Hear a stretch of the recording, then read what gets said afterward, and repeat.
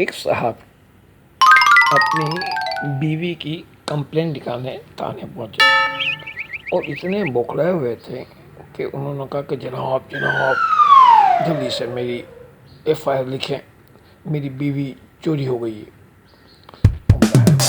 بیوی چوری ہو گئی ہے؟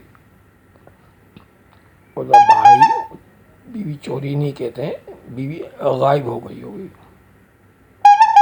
ہاں جو بھی ہے، غائب ہو گئی، کھو گئی، چوری ہو گئی، جو بھی ہے، بس یہ کہ آپ کمپلین لکھیں اور آپ کو یہ بتا دوں کہ ڈھونڈنے میں جلدی مت کیجیے گا، جیسا کہ آپ لوگوں کا کام ہے، آپ ڈھونڈ نہیں سکتے کچھ بھی، کوئی بات نہیں، میں تو صرف احتیاط کے طور پر یہ کمپلین لکھوا رہا ہوں کہ جناب میری بیوی کھو گئی ہے، کوئی پریشانی کی بات نہیں ہے، کوئی جلدی بھی نہیں ہے، کوئی ڈھونڈنے کی جلدی مت کیجیے گا۔ اگر آپ نے جلدی کی تو دیکھیں یہ اچھی بات نہیں ہوگی۔ آپ جس طرح آپ کا ہمیشہ کام کرتے ہیں اسی طرح کیجیے کہ برسوں نکل جائیں، کوئی مسئلہ نہیں، چیز برآمد ہی نہیں ہو۔ اگلے 4 گھنٹے میں پولیس نے ان کی بیوی برآمد کر لی اور ان کو فون کر کے بلا لیا۔ وہ کہتے ہیں بھائی آپ بڑے بڑے مجرموں کو اور لوگوں کو ڈھونڈنے میں سالوں لگا دیتے ہیں، کوئی چیز آپ برآمد نہیں کر سکتے، اتنی جلدی میری بیوی کو کیوں برآمد کیا؟